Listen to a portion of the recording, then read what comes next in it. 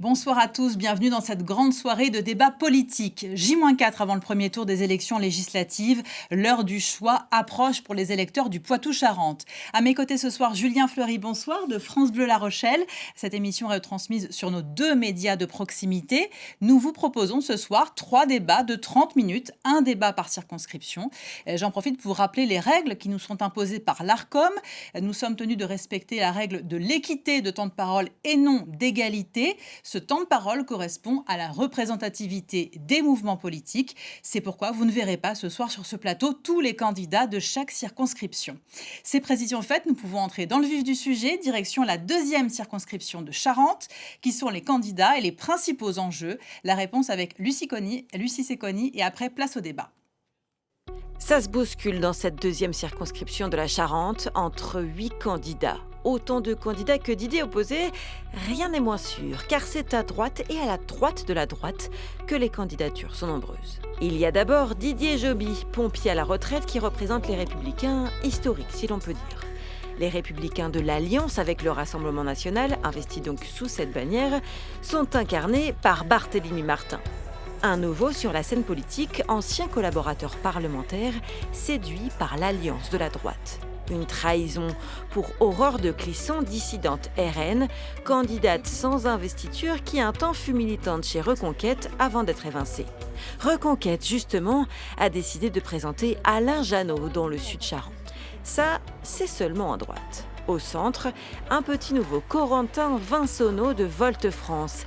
Il vise les voix des sociodémocrates, tout comme la députée sortante Sandra Marceau. Très engagée avec 58 amendements déposés en 2 ans et 53 demandes d'urgence pour le pouvoir d'achat, l'élu brigue un 3e mandat. Elle aura de la concurrence également à gauche, avec Carole Balu du Front Populaire. L'agricultrice bio insoumise de la Confédération paysanne n'aura pas toutes les voix de la gauche, puisque Françoise Bessa de Lutte ouvrière sera elle aussi candidate. Et pour ce premier débat de la soirée, j'accueille 4 candidats qui se présentent donc dans la 2e circonscription de Charente. Carole Balu, bonsoir. Vous êtes la candidate du Nouveau Front Populaire. À vos côtés, Barthélémy Martin, bonsoir. Vous êtes sur la liste Les Républicains Rassemblement National suite à l'accord passé entre Éric Ciotti et le RN.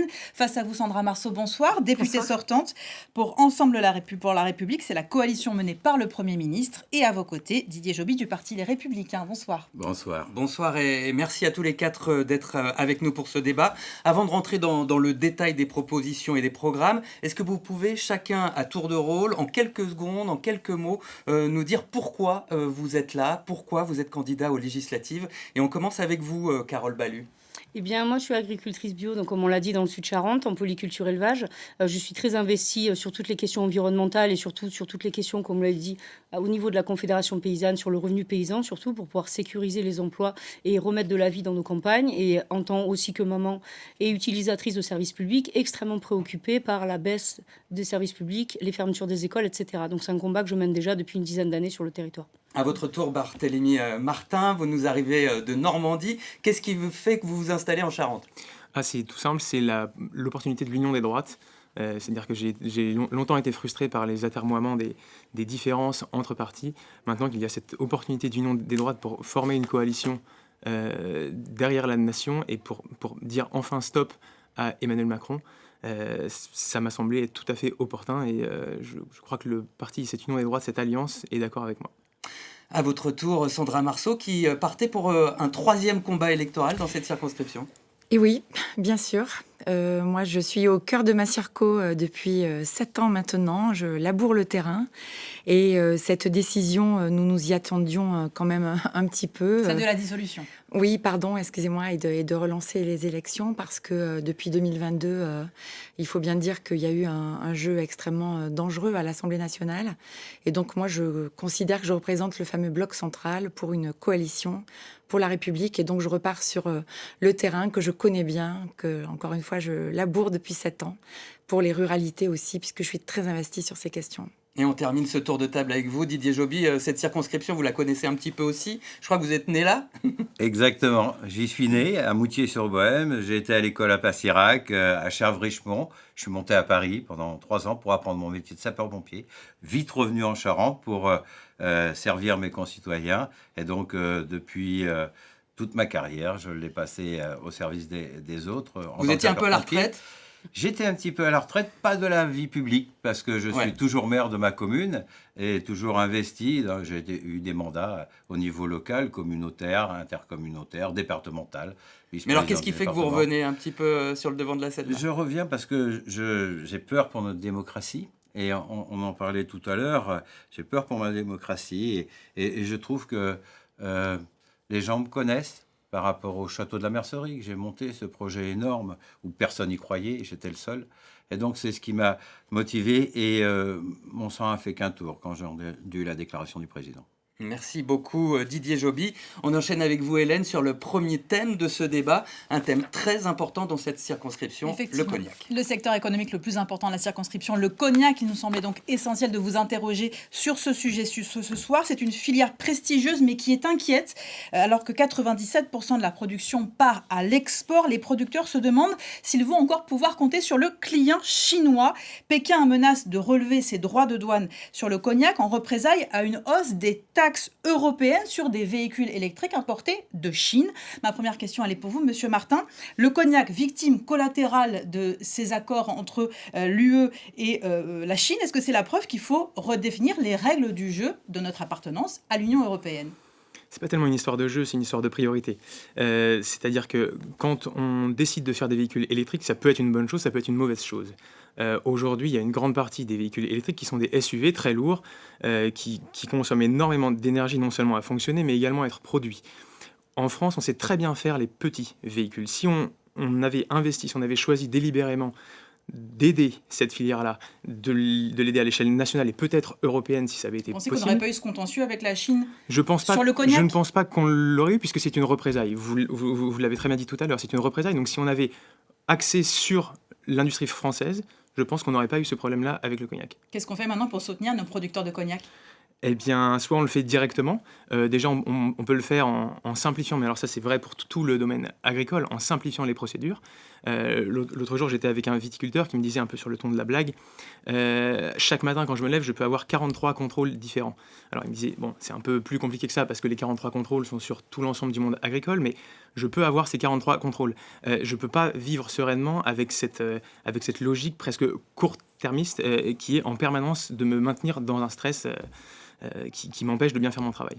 Madame Marceau, est-ce que pendant votre mandat, vous avez pu faire remonter les difficultés des producteurs de cognac à Paris et qu'est-ce que peut faire une députée pour peser dans ces négociations ? Alors c'est assez complexe parce que c'est une filière agricole parmi les plus structurées de France, voire même d'Europe ou du monde. Donc depuis 7 ans, j'ai eu à bien connaître aussi les rouages. C'est une filière qui ne demande jamais l'aide de l'État en réalité. On comprend aussi pourquoi ces dernières années avec la réussite. Aujourd'hui, c'est beaucoup plus une conséquence justement de manque d'accords avec des pays. Donc moi, je suis pour les accords avec les pays, pour les accords négociés commerciaux. Et je l'ai appris pour ça les aussi. traités de libre-échange. Les traités de négociation commerciale, parce que je pense que pour nos concitoyens, c'est important d'entendre plutôt négociation commerciale plutôt que la notion de libre-échange qui laisse à penser qu'on va laisser rentrer n'importe quel produit et laisser sortir n'importe quel autre. Et c'est pas du tout le sujet. Le cognac, il se fabrique depuis plus de 300 ans. D'ailleurs, les grandes maisons, elles fêtent leurs 300 ans. Oui, pour certaines, en tous les cas. Et c'est vrai que le sujet, c'est justement de mal négocier ou de ne pas négocier entre les grands continents. On sait aussi qu'on est victime d'une guerre commerciale entre la Chine et les États-Unis. Et il y a ça derrière. Donc, évidemment, l'idée, c'est de faire remonter plus que conseiller. C'est ce que j'ai fait durant tout le mandat. C'est ce que j'ai fait pour les taxes anti-dumping. Et j'espère qu'il n'y en aura pas, bien sûr, puisque le président chinois est venu en mai à Paris et que grâce à ces remontées, et ça a pu être déjà bien abordé avec les ministres du commerce France et Chine et les présidents. Merci. Voilà. Mais, Monsieur Joby, si vous êtes élu, qu'est-ce que vous ferez pour l'économie du cognac ? Écoutez, c'est vrai que ça a été dit, hein, c'est un contexte géopolitique très important, 98% d'exportation, le cognac, mais ça fait vivre aussi 60 000 personnes sur notre territoire, c'est même énorme. Même 70 000, dit la filière, maintenant. Ouais, direct et indirect. J'ai regardé, Pardon. c'est sur la totalité mais la circonscription, on est à 60 000. Et c'est plus de 4 millions à l'export. C'est un véritable enjeu très important sur notre territoire, parce que le territoire, On a aussi des plaines céréalières, on a beaucoup de choses, mais on a essentiellement aussi sur tout ce territoire le cognac. Mais qu'est-ce qu'on peut faire alors ? Ce qu'on peut faire. Alors, il y a plusieurs choses qu'on peut faire. C'est vrai qu'au niveau international, au niveau national, il faut aussi trouver des solutions pour qu'on puisse trouver d'autres clients. Il est important aussi par rapport à... On a beaucoup planté. Et je ne voudrais pas rentrer trop technique, parce mais qu'il faut qu'on passe... élargir les délais de plantation. Un agriculteur, il a un droit de plantation pendant 3 ans. Et aujourd'hui, on est dans un trou d'air. Ça arrive souvent dans le cognac. Eh bien, il faut l'allonger. Il faut aussi toujours maîtriser les degrés d'alcool pur, on parle. Et surtout, dans le cadre des exploitations, qui sont aujourd'hui de l'ordre de 25 hectares en moyenne. Je voudrais donner la parole à Madame Ballue après. Oui, je termine. Et c'est surtout très important, pour les jeunes qui ont fait beaucoup d'investissements, eh bien, qui ne se retrouvent pas dans une situation compliquée, dans une espèce de cisaillement entre les investissements qu'ils ont réalisés et les budgets et les ressources qu'ils ont. Merci beaucoup, Monsieur Joby. Vous l'avez dit, vous êtes agricultrice en bio. Quel regard vous portez sur cette filière ? Je vais porter un regard plutôt au niveau de l'interprofession, parce que je siège à l'interprofession à Interbio Nouvelle-Aquitaine. Donc, en fait, on a beaucoup de travail avec l'amont, l'aval, etc. Moi, je représente la production, justement. Et ce qui pose souci avec le cognac, c'est qu'effectivement, comme l'a dit Monsieur Joby, c'est 98% à l'exportation, donc c'est absolument énorme. Donc, de toute façon, dans l'immédiat, bien évidemment qu'il faut sécuriser la filière, il faut donner des aides, parce que là, actuellement, il y a des producteurs, des viticulteurs qui sont endettés, alors nous, désolé, on parle en hectolitres, mais qui peuvent être endettés à hauteur de 10 hectolitres par hectare, alors que là, on vient de baisser les quotas à un peu moins de 9 hectolitres. Donc, en fait, c'est dramatique. Jusqu'à présent, effectivement, c'est une filière qui allait bien, même s'il y a eu des coups durs. Nous, on connaît ça en élevage. Donc, sécuriser, bien évidemment, parce que derrière, il y a des familles. Voilà, parce que quand on est surendetté, qu'on ne peut pas payer, c'est des familles. Mais par contre, il faudra se poser la question, peut-être avec un observatoire, de faire peut-être entrer aussi des discussions sur la géopolitique, etc., que ce ne soit pas que des négociants et des viticulteurs qui se projettent sur le long terme, mais avoir une vision aussi d'autres acteurs pour sécuriser. Avancer sur le deuxième thème, Julien. Oui, un thème incontournable des campagnes électorales, et ce depuis 20 ans, la sécurité, besoin d'ordre, besoin de tranquillité. C'est ce que nous disent aujourd'hui encore beaucoup d'électeurs qui ont voté RN en masse aux européennes, et en particulier, paradoxalement, peut-être dans les zones rurales réputées plus calmes. Sandra Marceau, vous faites partie de la majorité sortante d'Emmanuel Macron, le président qui n'est pas resté les bras ballants sur ce thème de la sécurité. Merci de le dire. Les prisons sont pleines, plus pleines que jamais. L'arsenal législatif, il est pléthorique. On rouvre des gendarmeries et visiblement, ça ne suffit toujours pas. Alors, moi, je voudrais préciser qu'effectivement, nous pouvons être témoins, même en zone rurale et pour certains aspects très précis, de nombre d'incivilités, mais il faut pointer quand même le fait que certains médias et les réseaux sociaux prospèrent beaucoup sur l'exploitation de faits divers la plupart du temps. Bon, Le fait divers fait vent. Sans doute, mais aussi, je pense, transforme sans doute un peu les esprits, si je peux me permettre, et avec tout le respect que j'ai pour nos concitoyens, même ceux qui se sentent dans une forme d'insécurité. Vous l'avez dit, on a fait beaucoup et on continue parce que les nouvelles 200 brigades de gendarmerie, elles continuent à ouvrir. Et je pense que même avec le changement de majorité, je ne vois pas comment revenir en arrière, puisque c'est aussi une demande de nos concitoyens. Et j'ai poussé, je suis très fière, au nord de Cognac, l'ouverture d'une gendarmerie dite mobile, dans un genre de truck, ils appellent ça, voilà, qui s'installe dans les villages. Ça marche très très bien, c'est à Val-de-Cognac, et je suis très fière d'avoir poussé ça. Donc ça, c'est important, et je voulais dire que autant sur la partie gendarmerie et police, on a une zone police dans la Circo, que aussi on a doublé les moyens de la justice. Donc c'est sur toute la chaîne, j'ai envie de dire, qu'on a agi. Et l'idée, c'est vraiment de continuer. Et un chiffre, une diminution en Charente entre 2017 et 2023 du nombre de cambriolages de 27%. Donc il y a des résultats. Didier Joby, comme élu local, vous avez été confronté, maire de Magnac-la-Vallée-de-Villars, on le rappelle, vous avez été confronté à des montées d'angoisse au sein de votre population suite à des faits divers. Des habitants tentaient même de sortir les fusils pour se défendre. Vous en avez croisé et vous y avez répondu comment ? Alors j'ai répondu très simplement. Il y a un dispositif qui s'appelle Voisins Vigilants, qui est organisé par la gendarmerie, et on a organisé des réunions. On a organisé des réunions pour... on n'a pas constitué des milices, hein, c'est loin de là, c'est l'inverse. Oui, en fait, j'ai été confronté à deux problèmes. Ce problème-là, qui permettait, avec les services de l'État et la gendarmerie, de pouvoir informer et donner tout un tas de consignes, pas laisser une échelle, laisser pas les clés sur la voiture, etc. Des très très bons conseils, et vraiment, j'encourage tous les gens qui le souhaitent à consulter. Eh bien, il y avait ce problème. Mais j'avais un autre problème, c'est que Lucien, la victime qui a reçu un coup de fusil, qui a fait mourir, c'est le meilleur d'entre nous. Et il y a eu dans ma commune Une psychose, quoi. une psychose.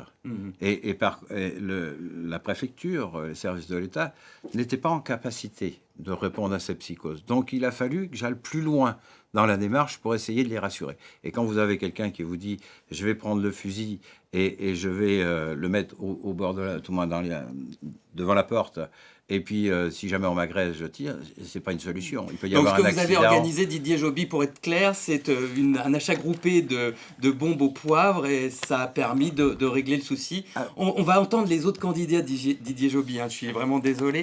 Carole Balu, on accuse la gauche d'angélisme sur ce sujet de la sécurité, de ne pas écouter la peur des gens, de minimiser. C'est votre cas aussi ? Mais pas du tout. Je pense qu'on a tous notre réalité de vie. On ne peut pas gommer comme ça le sentiment des gens. Je rejoins Madame Marceau sur, effectivement, après, il y a quand même des statistiques qui sont faites réellement pour mettre en relation la délinquance et du coup l'immigration, par exemple, etc. Et on voit qu'il y a aussi des choses qui relèvent de peur, etc. et de travail un petit peu médiatique. Mais en tout cas, quoi qu'il se passe, ce sentiment, il est là, on ne va pas le balayer. Pour autant, une fois de plus, on peut être d'accord sur le constat, mais pas forcément sur les solutions qu'on propose. Quand on parle d'incarcération, bien évidemment, mais peut-être qu'il faut aussi s'ouvrir un petit peu, voir ce qui se fait par exemple dans les pays où il y a le moins de récidives. Je rappelle que la Norvège a le taux de récidive le plus bas parce que les prisons sont ouvertes, qu'il y a un grand respect du coup des délinquants, il y a du coup une vraie réinsertion. A contrario, les prisons, par exemple, aux États-Unis, on considère qu'il faut taper sur quelqu'un qui tape parce que comme ça, il va comprendre. C'est les prisons les plus dures qui ont le plus haut taux de récidive. Donc peut-être que désormais, il serait temps d'aller voir un petit peu ce qui se passe ailleurs, de remettre de la police de proximité, mais remettre de l'argent sur les collectivités pour qu'ils financent. Allez, il faut entendre Barthélémy Martin.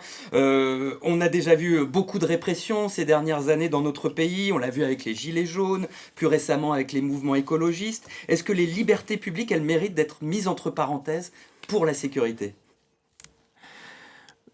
Vous parliez tout à l'heure de prisons qui débordent. Je vous rappelle quand même que près d'un quart des personnes qui sont incarcérées sont étrangers. Donc déjà, si on faisait cette place-là, peut-être qu'il y aurait un peu plus de place. Il y a que les des peines, prisons aussi qui se construisent. il y serait temps. Mais c'est très intéressant ce que vous avez dit tout à l'heure sur les gens qui décident de se dire en fait je vais m'armer parce que je sens que si je ne le fais pas je suis en danger. Ça prouve bien que derrière il y a une vraie défaillance de confiance dans l'État et dans la capacité d'action de l'appareil répressif et l'appareil judiciaire, et on le voit dans la police et dans la gendarmerie, une frustration d'arrêter des criminels et de voir qu'ils sont remis en liberté la plupart du temps dans la journée ou à l'issue de leur garde à vue, et on s'est dit mais en fait à quoi ça sert, qu'est-ce qu'on peut faire? Et donc il y a dans le programme de Jordan Bardella beaucoup de dispositions très claires pour au moins et c'est le minimum, assurer la sécurité des concitoyens qui essayent de vivre leur vie de la façon la plus honorable possible. On est dans la deuxième circo de Charente. Donc oui, et il n'y a aucune criminalité. Il n'y a aucune criminalité dans la seconde circo de Charente. Je sais que vous ne la Charente. connaissez pas, puisque visiblement vous dormez à l'hôtel. Il paraît que c'est cher d'ailleurs. Je ne dors pas du tout à l'hôtel. C'est ce que vous avez dit lors du tirage au sort des panneaux. Je n'ai jamais dit que je dormais à l'hôtel. Vous avez dit que les hôtels... Si on pouvait, hôtels excusez-moi, si on pouvait recadrer sur le sujet de la sécurité. C'est inacceptable, c'est juste de la diffamation. Vous ne connaissez pas, faites ce que vous avez à faire. Vous ne connaissez pas la circonscription qui est très calme. Mais moi, ça fait 7 ans. Bah oui, c'est ça. Avant de m'y installer, mais ça fait 15 ans que j'y suis. Bravo. Ça fait 15 ans que j'y suis et je ne suis pas arrivée parachutée pour être députée. Juste un mot, Sandra Marceau, sur la sécurité, parce qu'on a d'autres thèmes. J'y ai cherché du boulot, j'étais au chômage. Exactement. Moi aussi, j'étais au chômage. Mais dans cette circo, on doit avancer. On va parler d'un autre sujet très préoccupant pour vos concitoyens, pour vos administrés, l'accès aux soins. Il y a quasiment 10% des Charentais qui n'ont plus de médecin traitant. Didier Joby, comment on fait venir les jeunes diplômés de médecine dans la circonscription? Aujourd'hui, il y a 2 problèmes. Il faut être honnête, il y a deux problèmes. La première, c'est qu'on a une population de médecins qui vieillit. Mon médecin généraliste, moi, il a 72 ans. Vous voyez, c'est des médecins merveilleux qui ont fait ça toute leur vie. Mais aujourd'hui, des jeunes médecins n'envisagent plus du tout de vivre comme les aînés. Et donc, on est confronté à ces 2 problématiques. un, on n'a pas anticipé, deux, on n'a pas pu le faire. Alors comment Ça, c'est on le fait? constat, mais comment on fait? C'est le constat. Aujourd'hui, tout le monde s'y met. Je veux dire, sur la circonscription, que ce soit les communautés de communes, que ce soit le département de la Charente, que ce soit, je vais très vite parce qu'il faut aller très vite, la ville de Cognac, enfin, tout le monde s'y met. Le pays, dont je fais partie de la commission, on essaye d'échafauder toutes les solutions possibles et imaginables. Elles sont multiples. Dans le domaine, on peut aider les jeunes à venir se fixer. Il faut véritablement... Il y a des associations, vous savez, qui disent qu'il faut, comme pour les professeurs, obliger les jeunes à sortir. Non.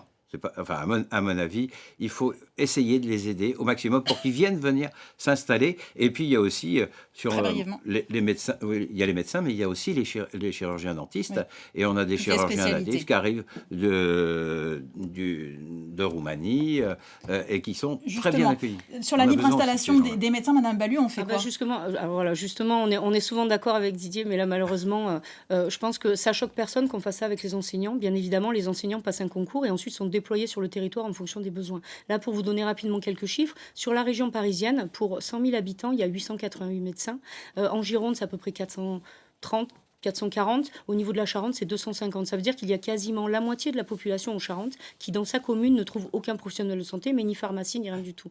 Donc, c'est quand même pas vraiment délirant de se dire qu'à un moment donné, il va falloir prendre ce problème-là, se mettre autour d'une table, discuter aussi bien évidemment avec les organisations qui représentent les médecins, mais dire est-ce qu'on ne peut pas envisager, vu que leur formation est payée par nous tous, de mutualiser aussi ces besoins et d'avoir après, avec des incitations, etc., des aides, mais de dire pendant tant d'années, à réguler ensemble, les médecins seront déployés là où il y en a besoin. Ils ont aussi à cœur de rendre service à la population. Moi-même, quand j'ai un problème, je suis obligée d'aller à Bordeaux. Heureusement, j'ai 1 heure, mais j'ai quand même Bordeaux. Monsieur Martin, vous, j'imagine, vous n'êtes pas spécialement favorable au recrutement des médecins étrangers. Vous misez plus sur les médecins à la retraite qui reviennent en activité, c'est ça? Alors, je pense qu'on peut voir deux choses. Il y en a une à long terme, il y en a une à court terme. Je pense qu'à long terme, on peut peut-être arrêter les effets de manche en disant, par exemple, on va passer du numerus clausus au numerus apertus. On va augmenter le numerus apertus, oui, mais on n'augmente pas les chefs de clinique, on n'augmente pas les maîtres de conférences, on n'augmente pas les moyens dans les hôpitaux pour avoir plus de stagiaires. Il y a des hôpitaux dans lesquels ils sont 8, 10, 12 étudiants dans une chambre pour suivre un chef de clinique. Il y a une problématique sur ça. Mais vous le voyez bien, les effets de manche sont typiques de la Macronie. On en a encore eu la preuve il y a 3 minutes. Madame Marceau, brièvement, sur l'accès aux soins, qu'est-ce que vous pourriez faire de plus? Beaucoup de choses ont été votées. Dans Ma Santé 2022, on est en 2024. Donc, on n'a pas inventé les choses. On a fait en suivant ce qui se faisait par endroit, c'est-à-dire les maisons de santé, mais il faut des médecins dedans.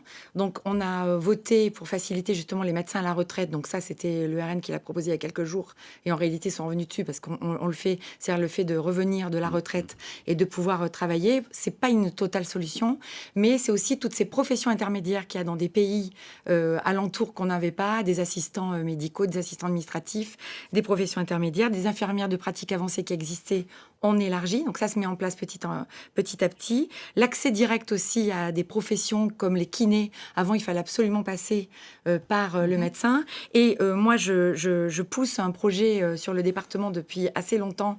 C'est un peu compliqué, on a lancé ça. C'est des cabinets médicaux itinérants, mais il faut le professionnel de santé pour ça.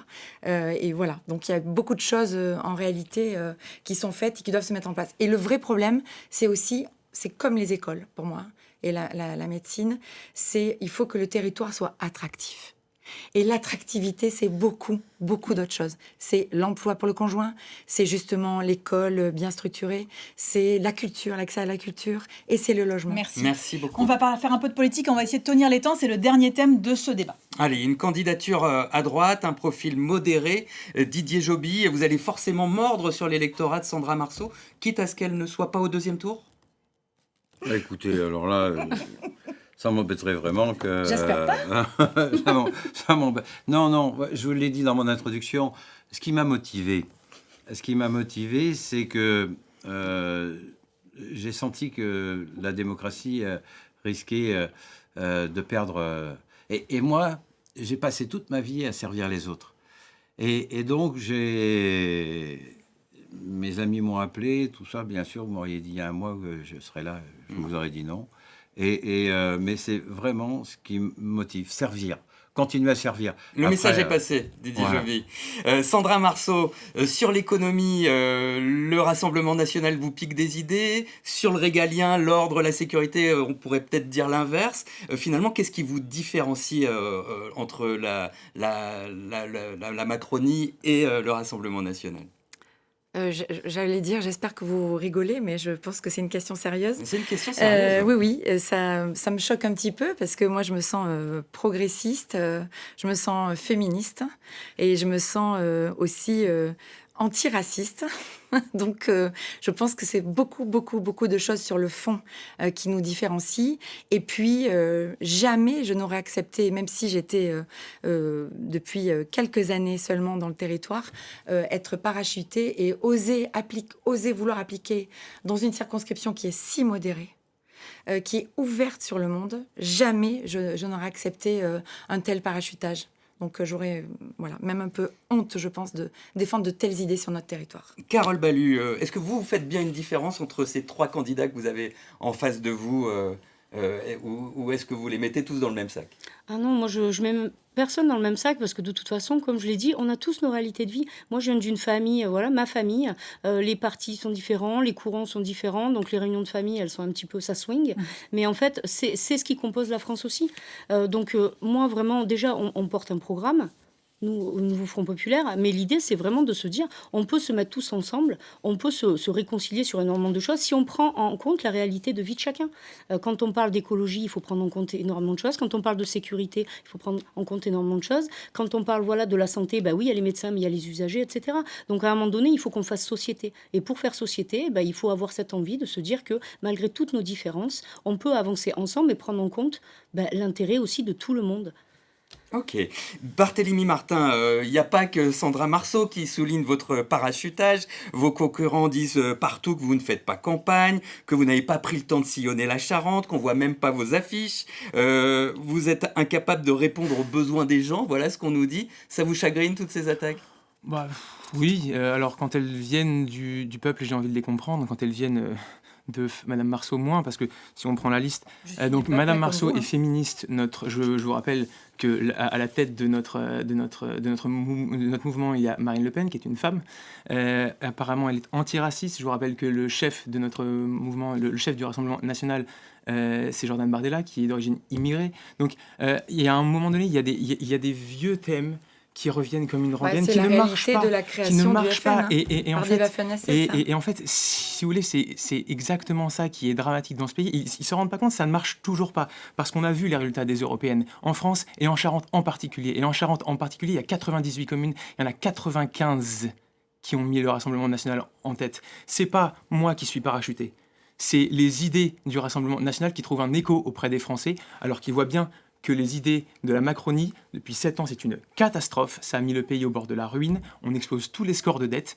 Donc non, j'ai pas honte. Et en plus, c'est tout à fait faux. Je sillonne la Charente et je peux vous dire qu'effectivement, il y a eu des... C'est difficile de sillonner la seconde circonscription parce qu'elle est grande. Elle est grande, oui. Et je colle mes affiches moi-même avec l'aide. C'est pas la plus grande, c'est la troisième la plus grande. Oui, j'ai jamais dit que c'était la plus grande. Non, je vois, monsieur. Et donc, ces reproches-là, effectivement, on a fait un schéma qui n'est pas le même que les autres. C'est-à-dire que quand on est arrivé en Cognac, on a vu toutes les affiches qui étaient déjà faites, mais quand on a commencé dans le Sud-Est, on était les premiers. Donc, ces reproches, je ne sais pas d'où ils émanent, mais s'ils émanent de Madame Marceau et de ses sbires, je pense je peux les laisser passer outre. Merci à tous les quatre d'avoir participé à ce débat, d'avoir détaillé vos programmes respectifs. Place maintenant au deuxième débat de cette soirée. Nous partons dans la deuxième circonscription de Charente-Maritime, qui va de Maran à Rochefort. Qui sont les candidats qui se présentent dimanche pour le premier tour? La réponse avec Lucie Séconi et Jean-François Géat.